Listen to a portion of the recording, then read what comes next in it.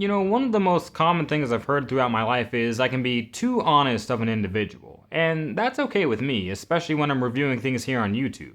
I don't want to make such and such product sound like it's the most amazing thing in the world. Whether it be a controller, a plug and play, one of those cheap Chinese clone consoles I buy on Amazon. If it's good, it's good. If it's bad, it's bad. And if it's just decent, well, then it's just decent. So with that said, we're going to look at another Nintendo Switch controller. Is it good? Bad? Just decent? Well, let's find out. It's the QRD Steller T5 for Nintendo Switch. Hey guys, what's going on? RetroGamer here, and welcome back to another review featuring the QRD Steller T5 for Nintendo Switch. So yes, we're back at it with another Nintendo Switch controller review, and today we're doing the QRD Steller T5 for your Nintendo Switch and Nintendo Switch OLED. This is another Joy-Con replacement for your Nintendo Switch or OLED, and this is a lot like that Nixie controller that I reviewed quite a while ago. I'll leave it up in the link. It has a lot of the same features, but it also improves on some aspects as well. So we're gonna get into the whole review and tell you my honest thoughts and tell you if it's worth buying. I will tell you right away, is it better than your stock Joy-Cons? Yes, 100%. The original Joy-Cons are not good. I've never liked them. I don't think they're any good. Really, I just don't think they're any good. So this is definitely a good replacement, but we're gonna get into exactly how good is it, right? So I wanna give you my full, honest thoughts and review on this controller. But here's the box itself, the QRD Steller T5. It shows the controller itself. They have a T3 model and a T5 model. I don't have any experience with the T3. I only have experience with the T5. This was sent free for the review. And if we look at the box, it's nicely done. We see some of the features on the side with the adjustable rumble and the turbo. And then on the back, really nicely illustrated. It has the Hall effect joystick, so these won't drift. The LED rings over the two joysticks, and a couple other things as well that we'll get into. And why don't we just get into this right now? We'll open it up here and show you everything that has to offer. There's not a whole lot in the box, but it's just a controller. You're not really gonna need a whole lot. So we take off this plastic part, put it off to the side. So this is a little operations manual. It comes in actually 4 different languages. I was just looking at it a little while ago. It's very nicely illustrated. They went through a lot of effort to illustrate this. It comes in Chinese, English, and then it looks like French and also Japanese. So it has a lot of different languages, and it tells you everything that you need to know on here. You know, it shows you the whole illustration of the controller and what the buttons do, how to map things, how to get the controller paired and whatnot. So it tells you everything that you need to know. Comes with these 2 little sticks for the shipping, and if we pull the controller out itself, put that to the side, it comes with a charging cable. This is a USB-C, and I'll talk a little bit about that in a minute, because it's a little different, unlike the other controllers I've reviewed. Well, it's a lot like the Nixie, but it's not like the other retro controller I reviewed. I'll leave both those in the links. But we'll box this up for now. And then it also comes with this circle D-pad, because this has a changeable D-pad. I will talk about that in a brief moment, but for the moment here, let's just look at the controller itself. So this is the actual controller itself, the QRD Steller T5, and it's nicely done. What I like about it the most is, unlike that Nixie controller, this has actual grips on the back. That Nixie controller that I reviewed, it didn't have any grips, and so while it felt really good, it just needed a little bit of grip to it. And this has grips to it, so I really like that. Feels really, really good in the hands, and these sticks are really smooth. Everything's really smooth. The D-pad feels really good. The switchable D-pad also is really, really nice. I guess we'll talk about that now, just to get that out of the way. So,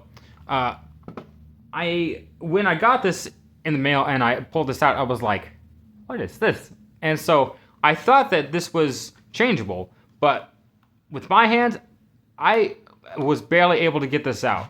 And so finally I looked on YouTube, because I was pulling on it, and yes, it can come out. I just, for a while there, I was using a screwdriver. I have one on site, because I didn't know if I was going to be able to pull it out. But I guess since I got it out first, now it's easy to pull out. So if you can't get this pulled out, use a flathead screwdriver or something, because I could not for the life of me get this pulled out. But once you do, you see on the bottom here, it has these little grooves. So you need to put it in the right spot, because you'll see that it lines up there. It needs to go in like this, and it'll click right in.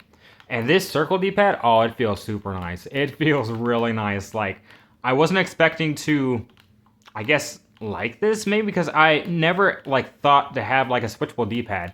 But depending on what game you play, like, it is a really nice option. I like this circle D-pad a lot. This D-pad also works really well for retro games and whatnot. I like having an actual D-pad rather than the Joy-Con because, so here's the thing about the Joy-Con. These were made, specifically mine, to be like, functional controllers, right? They're made to be on their side, or they're made to be Joy-Cons. Like, they do a good job at what they were made to do. I just don't like these. They're small. They're not comfortable. I don't like the sticks. Especially the travel on these sticks are just bad, and I just don't like Joy-Cons. But they do a good job at what they were designed to do. I do credit that. But having an actual like controller like Joy-Con like this is so much nicer. It really is. As for this controller itself, though, it's not bad. It's not bad. It's better than the stock Joy-Cons. 100%. It's 100% better. I just don't like how loud these buttons are. And usually I don't care about the buttons. I don't care. Like, I just reviewed that Ambernick RG35XX SP, and everyone complains about those buttons. I don't have a problem with those buttons. They say that those are loud. If you think those are loud, bro, these are loud. That's one thing I really don't like about this controller. Like, the buttons work fine. The buttons work great. It's just, they're rather loud. It wouldn't be my first option for a controller. That's what I'm gonna say. It wouldn't be my first option, but it's not a bad controller. And I think it works really well in handheld mode. If we take my Switch over here and we pull it out, we'll put this off to the side. It makes the Switch controller, the Switch itself, feel really, really nice. Like, it makes it feel super, super good. I really, really like this. And of course, they light up, as you can see. And it makes the Switch controller feel just so much nicer. Or the Switch itself. I know I keep saying Switch controller. But the Switch itself, man, it makes it feel really nice. Especially with these grips. This is like the selling point for this controller, for me personally, is the grips in the back. The grips make it so nice. As I said, with that Nixie controller that I reviewed, it was really good, except it didn't have grips. Like, if it had grips, it would have been so much nicer. But like this, it's a fine controller. It's really not bad. There really isn't anything bad about it, except for those really loud buttons. I just don't like the loud buttons myself, but it's a good controller. As I said, it wouldn't be my first option, but it's really not a bad controller. I think it's really well done. They did a really good job on it. The one thing I don't like, this was the same as the Nixie controller, is you see these two charge ports, because these charge individually, unless you have it on your Switch, and then they charge with the Switch itself. So that's what I would recommend doing. I wish they just had one port up on the top. I like when there's just one port, like on the Switch Pro and stuff like that. But that's what they went with. And, that's really all I have to say about this. This has a lot of the same features as the Nixie that I reviewed. It has turbo, it has adjustable vibration, it has the mapping for the buttons. I just don't mess with those myself. I'm not a huge guy on that. I don't mess with that kind of stuff. But if that's something that you like, then that's awesome. Like with the adjustable vibration, I do like that. And these like lights and stuff, like I do like that as well. But the mapping on the buttons and stuff, I'm just not a huge fan on that. But maybe you are, and that's a good option. Like, it's good to have that kind of option. But that's really all I have to say about this controller. If you're looking to pick it up as a extra set of Joy-Cons, or if you need a spare controller or something, definitely a good buy. As like your main controller, it's just not something I would buy as my main controller, but as a second controller or a standby or one that you need for handheld mode, great controller. That is my honest thoughts on it. I just don't want to lie to you and say that it's great, because I don't think it's amazing, but it's a very decent secondary controller or a handheld for your Nintendo Switch.